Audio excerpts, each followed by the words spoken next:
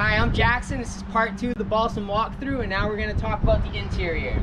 So starting with the door, it's got the handle right here. Again, it has a separate lock on the keychain. It has locks for storage and for locking the door.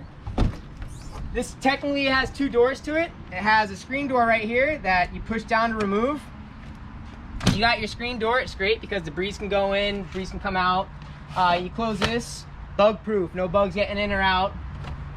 To hook this back up, just push it down. That goes below the handle. And when you want to pull the whole door is one thing, you got to grab it by this black piece. So it's 2 steps going into the RV. Right here under your first step, this is where the RV battery is located. You shouldn't have to touch this. It's a newer battery. It powers the whole unit inside.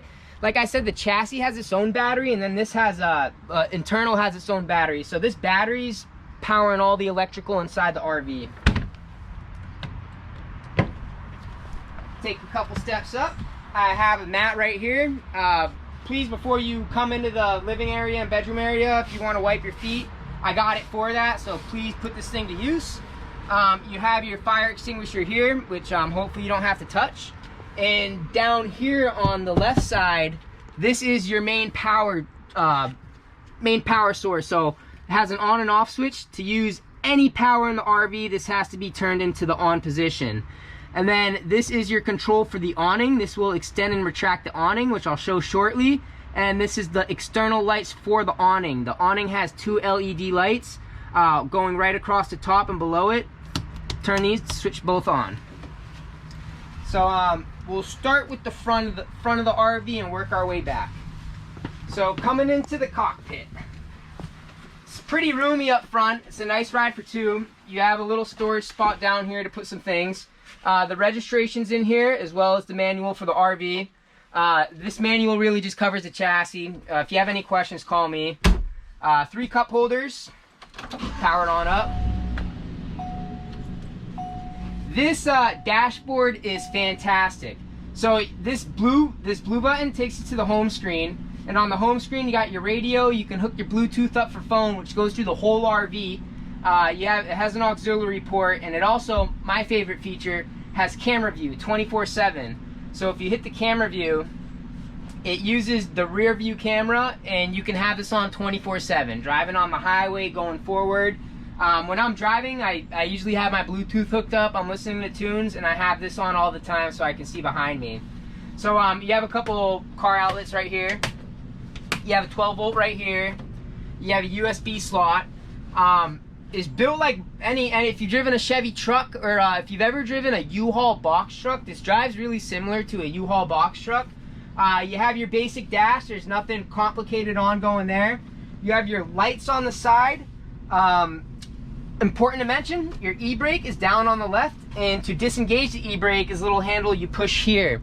And you shouldn't have to do it, but if you had to access under the hood, the button to grab under the hood is down here by your left. You pull that out.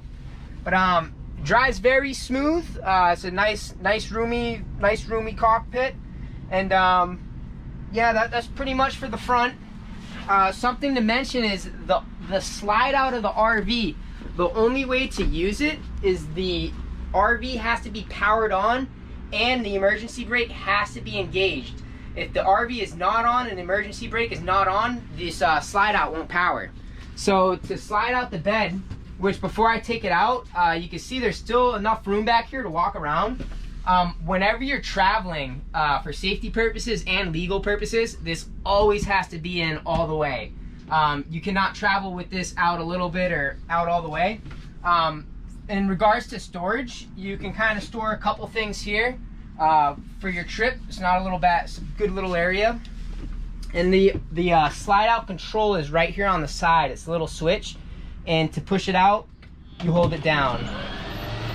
And it takes about 10-15 seconds, and you know it's done when it stops going out.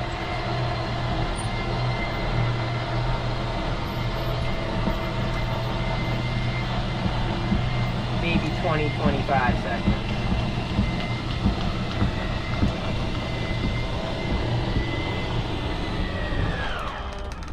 So right there, it's not going anymore. Let go.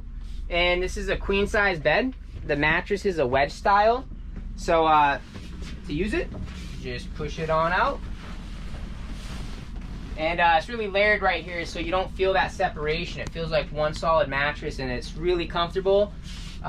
Always with every rental, I include clean linens, which includes clean bed sheets, clean pillow sheets, and a clean blanket. And around the bed section, you have some storage up top, 2 big cabinets. You have your 2 cup holders, you have 2 outlets, and on this side of the bed, you have a little countertop surface and a whole lot of storage that pulls out.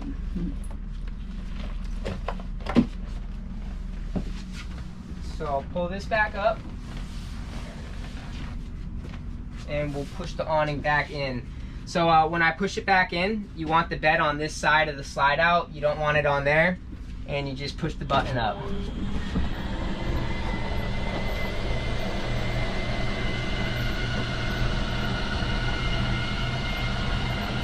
You can see in the slide out too, it also has 2 light fixtures below the cabinets.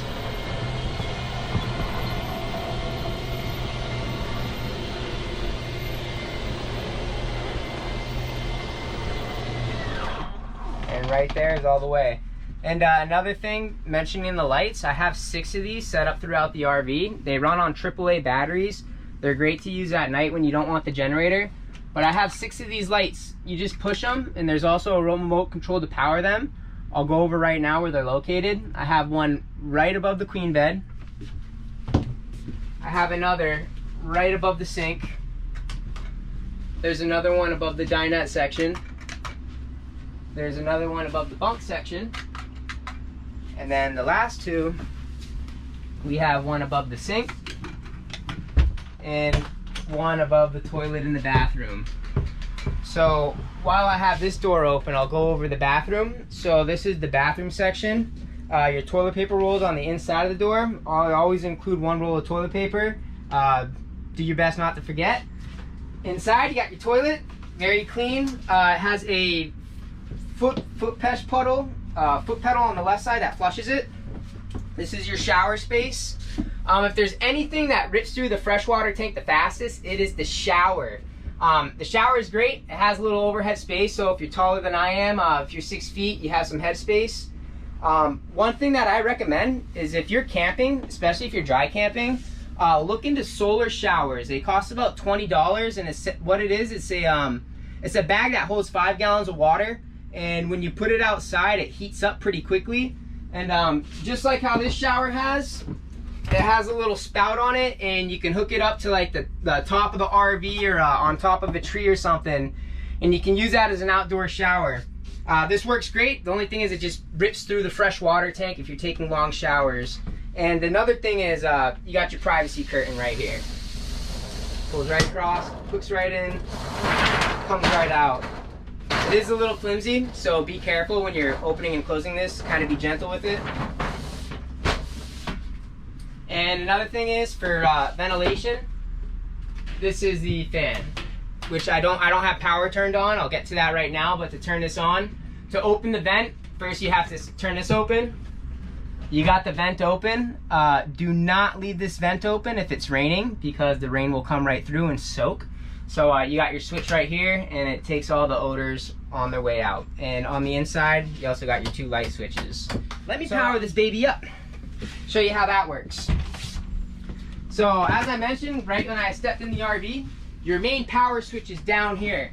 So before we hit that, we're gonna start the generator. So before you start the generator, a couple things. The car can be off or on. Right now I have the truck on. I'm gonna turn it off. So the truck is off, the emergency brake is engaged, and this is your main power unit right here. This is everything. So you want to come up, get a close-up. To prime the generator, I just had it running, so it's going to run quickly, but when you first start this, it takes a couple times. Hold it, prime it, hold this to start it. It caught the first time just because I had it running, but usually it goes, you wait a second, you prime it, goes. If it doesn't start then, wait a second, and usually on the 3rd time it's good to go. So we got the generator running, and this control panel is great because it tells you everything. So if you want to check the status of your tanks, These buttons are labeled gray, black, freshwater tank, and battery. So if you hold the gray water, you see it's empty. None of the lights are lighting up. This is empty, third full, 2/3 full. The black water tank's empty right now. The freshwater tank is empty right now. But all of these tell you the status of what's left in your tanks. And to turn on the heater, they're all labeled. So you got your water heater. You have two options. You can either do it through the generator, electric, or you can go straight through gas. You have your options there. If you're going to be pumping any water, that's your water pump. These are your main lights for the living room and kitchen area. But the reason none of this is working, because I haven't turned on that main power switch. So first thing you do is you power that generator, and then you come down here, and this is the master switch. Flip that from off to on, and now everything's working. So the whole unit's got power. They're your living room lights. There's your kitchen lights. We'll move to the kitchen section right now. Turn all the lights on. You got your sink. One thing very important to mention is before you take off, make sure you have nothing on the countertops, because usually when I'm using this, I'll have it set up, which this is all included, by the way. You have some basic kitchenware. I always include one of these. They're damp rids. These kind of keep the RV smelling clean. If there's any moisture, it absorbs some moisture. I have this little bucket in the sink. Usually when I'm using the sink, I'll let the water catch in the bucket and then just empty the bucket versus letting the gray water tank fill up. But you got your dish soap, basic cleaning stuff. But this works great. Freshwater pump is not on. So to use the water, you got to make sure your pumps are on. So now we have water going, coming out of the freshwater tank. And also, when I was showing you the control panel earlier, when I was hitting these buttons, the freshwater tank didn't light up because I didn't have that main switch on. So now I'll be able to see the status of all the tanks.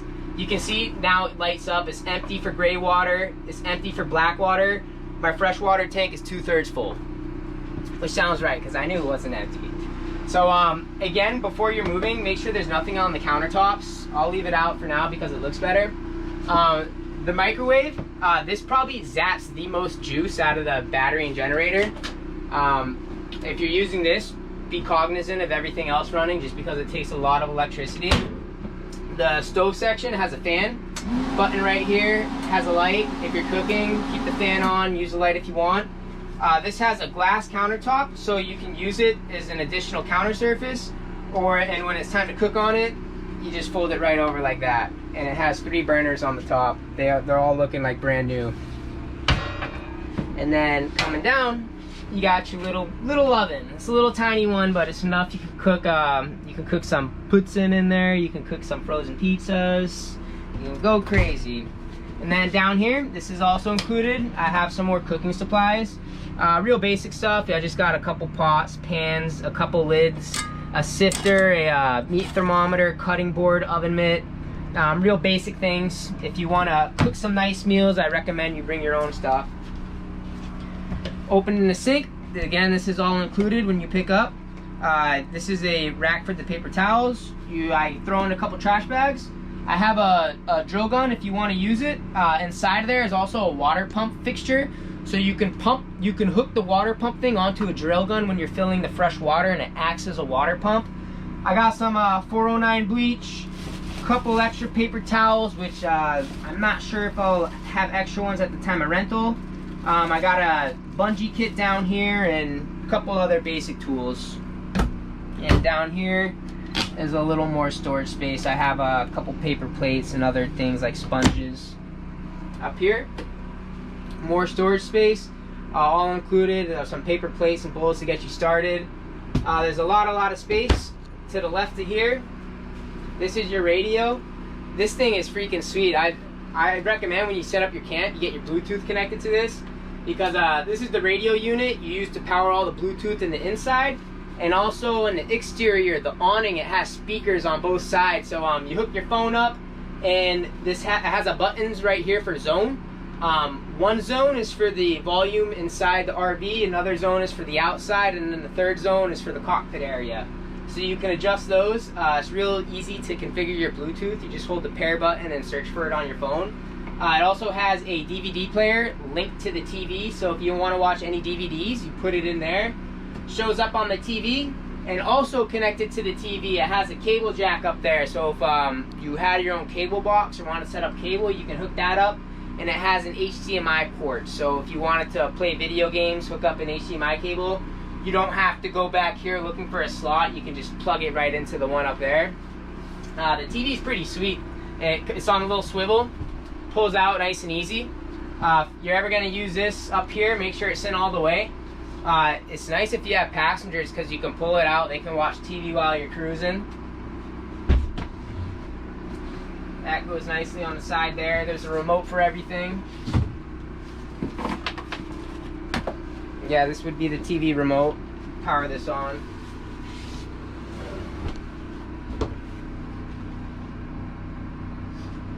Oh, this is actually the radio remote. So this is the remote for the Bluetooth radio. This is the remote for the TV. It has basic cable. You can search for cable. I won't spend too much time going through it, but it's a pretty nice TV. But yeah, you got your different inputs. Go crazy with that. I'll power that off. So we'll go over the bunk section next. So make sure that's in all the way. You have two mirrors up here, both with curtains. Every mirror inside the RV is fitted with curtains, so you can get all the shade you need, the privacy. This has a privacy curtain that comes across. To use this area as a second bunk, here's how you do it. When you're traveling, it's better to keep this up top because you have more headspace in the cockpit. It's easier to just hop right out and walk in the RV, whereas if it's right there, you gotta kind of hobble under. This is good for storing stuff if you're going to be traveling. It's good to put it towards the front, make sure it's secure. But when you want to use this as a bed setup, this top piece you pull out and you flip it so that these prongs are facing you. And we're going to unhook this ladder. This is the ladder to get up onto the bunk. And this hooks up right here. Pop that right in. Do not get up here without the ladder because this isn't the most stable thing. You don't want to grab it, and it's got like a wooden base, so you don't want to put too much weight. But use the ladder to hop on up. It's about the size of a queen bed up here. There's not too much clearance, but 2 people can sleep pretty comfortably up here. There's a lot of space. And coming down,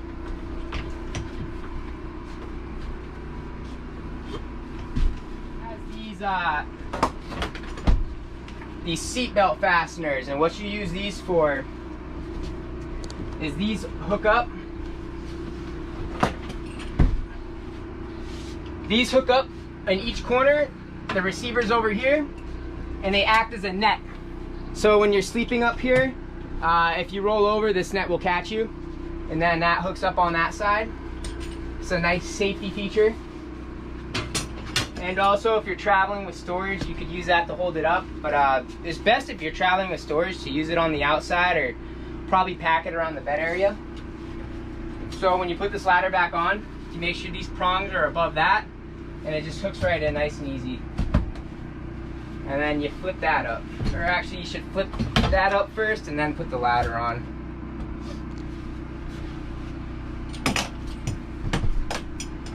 So that is the bunk area. That sleeps 2 pretty comfortably.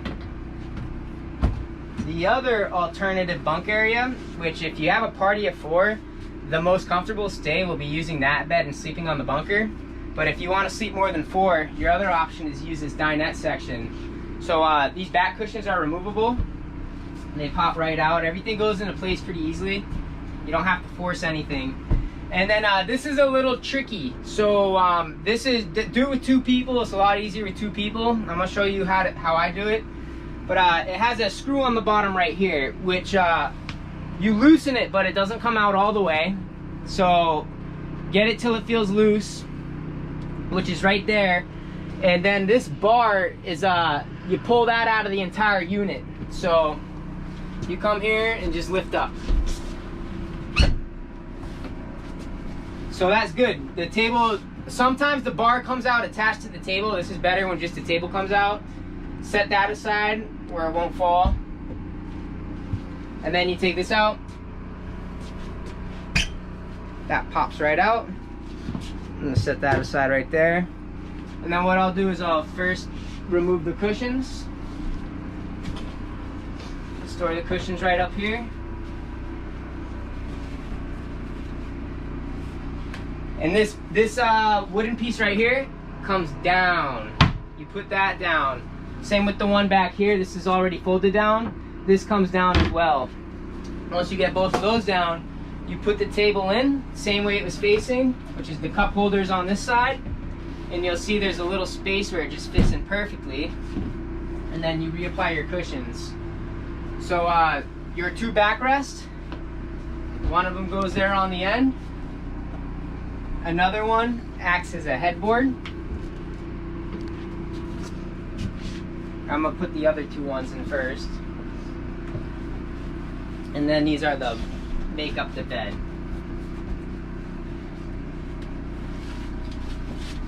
And if you're gonna sleep more than 4 people, this is how you do it. So the best way to sleep is if you got a real tall person, they're better off sleeping in the queener up here. But still a lot of space. You want to sleep this way so that your feet can dangle out there. You don't want your head on that side, but it's a decent amount of space. It's perfect for people my size and smaller. So you got your bed area. We covered the chassis, we covered the bunker, we went over the kitchen section. Let me talk about all the storage that surround us. So there's tons of storage everywhere. I don't have anything in here, but it's shelving. It's good quality. Feel free to load it up. And again, when you're driving, things move in the RV. So keep that in mind when you're packing this up, that it's likely things will slide forward. So just keep that in mind when you're packing. Whenever I move the RV, I don't have too much, but I put like everything inside of the sink. I have this bucket, and when it's inside the sink, it doesn't move around and everything. So we got a lot of storage up there. There's some more storage down here. These slide out. This is also included. This is a portable tire pump. If you have to put any air in the tires, feel free to use this. Works for bicycles.